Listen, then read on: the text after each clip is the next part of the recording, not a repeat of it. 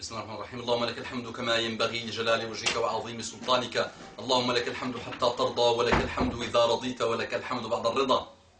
Les louanges d'Allah subhanahu wa ta'ala. On n'oublie pas. Allahumma salli wa sallim ala habibina Muhammad sallallahu alayhi wa sallam. Comme la dernière fois, celui-là vers vous, 3 vers moi. Donc ne fais jamais ça, juste pour vous rappeler, pour faire mes petits rappels à moi, Inch'Allah. Mais ça, c'est pas bien de faire ça, parce que quand tu le fais, regarde, une vers les autres, mais 1, 2, 3, et celle-là hésite vers toi. Allahumma salli wa sallim ala habibina Muhammad, juste pour vous rappeler, s'il vous plaît, Allah yajazakum bi khair, mais ne le prenez pas mal. Rabbi shrah li sadri wa yassir li amri wahlul 'uqdatan min lisani yafqahu qawli. S'il vous plaît, faites un sourire. Allah yajazakum bi khair. Souriez, vous êtes musulman. C'est pas sourire, vous êtes filmé. Souriez, vous êtes musulman. Allahumma salli wa sallim ala habibina Muhammad. On le répète, c'est pas grave. C'est très bien. Ça rapporte des hasanats, ça rapporte surtout la satisfaction d'Allah subhanahu wa ta'ala et l'apaisement du cœur.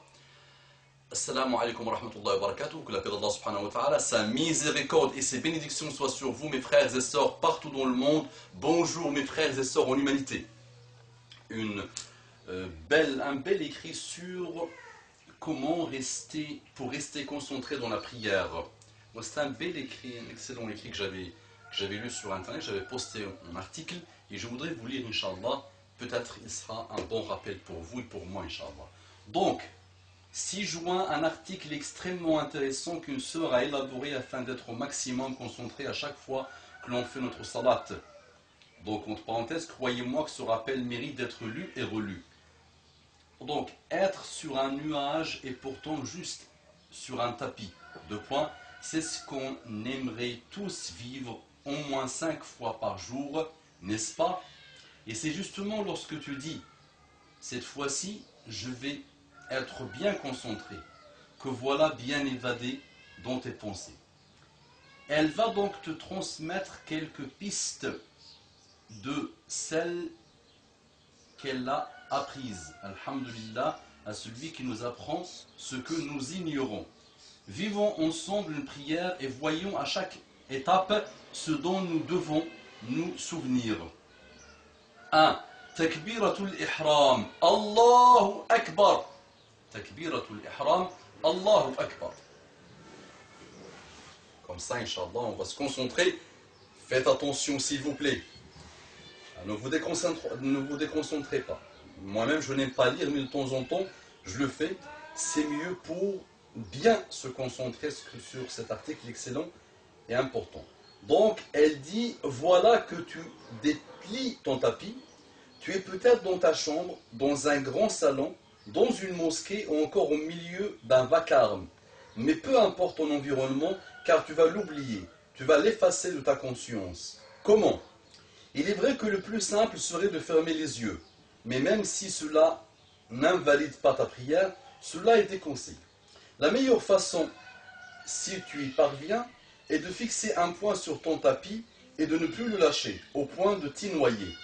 Tu lèves les mains à la tête et tu dis Allahu Akbar. 3 manières de faire, donc elle a choisi celle-là, donc elle dit, tu lèves les mains à la tête, tu dis Allahu Akbar.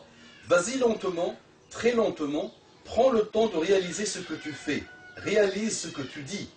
Allah est le plus grand que toi, que ta famille, que ton environnement, plus grand que les plus grands des tyrans, les plus célèbres personnages, plus grand que tous ceux qui te veulent du mal. Il est aussi plus grand que la terre, puisque c'est lui qui l'a créée. Plus grand que les cieux et ce qu'ils peuvent couvrir, plus grand que la terre et ce qu'elle peut contenir. Il est donc plus grand que les problèmes qui peuvent submerger ton esprit. Eh oui, dès qu'on lance la prière, dès qu'on se met dans la prière, les problèmes arrivent. D'accord? Donc faites attention, il est plus grand que les problèmes qui peuvent submerger ton esprit. Alors, en disant cela, tu es en train de dire qu'il a plus d'importance que tout ce qu'il y a dans ce monde, que tout ce qui pourrait te traverser l'esprit. En levant les mains en disant Allahu Akbar, tu es en train d'ouvrir les portes d'un monde où tu seras seul avec Allah subhanahu wa ta'ala. Et puis, tu entres dans ce monde, tu fermes les portes derrière toi pour ne plus rien laisser passer, seulement toi et Allah. 2. La Fatiha et les versets. La Fatiha, cette sourate qu'on en connaît si bien, mais qu'on en comprend pourtant si peu. Je t'en dirai pas plus que son contenu. À toi, pendant toutes tes prières, de la méditer. Ne t'es-tu jamais demandé pourquoi la récitons à chaque rak'at, pourquoi elle est un pilier de la prière, pourquoi est-elle un pilier de la prière, pourquoi nos lèvres et nos langues la récitent au moins 17 fois par jour. Une autre sourate aurait très bien pu nous être demandée. Le but de ta vie, découvrir peu à peu, tous les jours, un peu plus les profondeurs de cette sourate et le mystère qu'elle cache et qu'elle révèle. Et puis, rappelle-toi que ce sont les paroles d'Allah qui sortent de ta bouche. Mais au fait, pourquoi donc récites-tu des paroles d'Allah devant Allah? À toi de répondre à cette question. À toi de réfléchir sur ce symbole. Peut-être est-ce pour dire, regarde, je t'aime tellement que je ne me lasse jamais de lire tes lettres. Je les ai même apprises par cœur. Et voilà, je les récite devant toi, ya Allah, de la plus belle des façons, pour te montrer combien tes paroles me sont précieuses, et également pour que tu sois fier de moi. Dans tous les cas, applique-toi bien.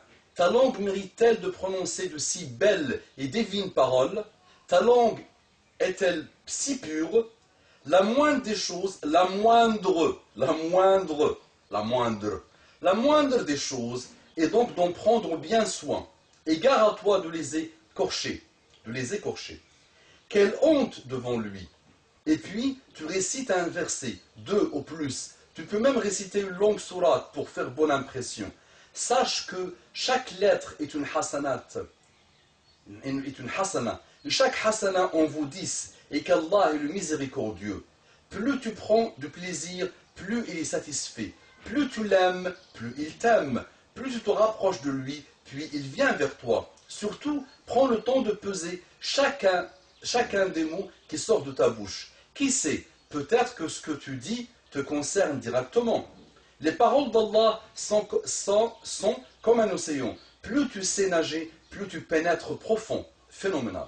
Les paroles d'Allah sont comme un océan. Plus tu sais nager, plus tu pénètres profond. Alors médite pendant ta récitation. Cherche la signification. Réfléchis sur ce qu'il veut te montrer. Et si tu n'y arrives pas, que tu ne trouveras pas, alors persiste encore et encore. C'est en tombant qu'on apprend à faire du vélo. 3. Ruku' as-sujud, le fait de se courber et le fait de se prosterner, la prosternation. Parfois, tes récitations sont si longues et tes prosternations si courtes. Pourquoi donc? Ne sais-tu pas qu'alors que ton corps est incliné, tes péchés tombent de tes mains, de ton visage, de tes jambes. Incline-toi et laisse-les tomber. Débarrasse-toi de tes erreurs, de tes péchés qui te hantent. Profites-en. Tu les vois presque se matérialiser et tomber autour de toi. Tu as tellement envie de t'en débarrasser que tu ne veux plus te relever. Mais ne t'inquiète pas, ce qui t'attend dans la suite de cette prière est encore mieux. Lorsque tes jambes touchent le sol et tes mains s'aplatissent à terre et que ton front est au plus près d'Allah, demande tout ce que tu veux, tout ce que tu espères, tout ce dont tu rêves. Allah est là. Tu es là, face à Allah, il t'écoute, tu n'as plus qu'à parler. Il veut t'offrir, tu n'as plus qu'à demander. Il dit même, je ne me lasserai de répondre à mon serviteur tant qu'il ne se lassera pas de me demander. Il nous reste 1 minute, c'est ça? Il aime que tu lui demandes, alors vas-y. Demande pour ta mère, pour ton père, pour tes frères et sœurs. Demande pour celui ou celle qui est à ta droite en prière d'assemblée, jama'a, et pour celui ou celle à ta gauche, et pour tous les musulmans. Demande pour nos morts qui ont fini le chemin d'ici-bas, comme tu aimerais qu'on l'en demande pour toi lorsque tu auras fini à ton tour cette partie du chemin. Demande pour nos frères et sœurs en Palestine, demande pour nos orphelins et démunis désormais en Indonésie et partout dans le monde.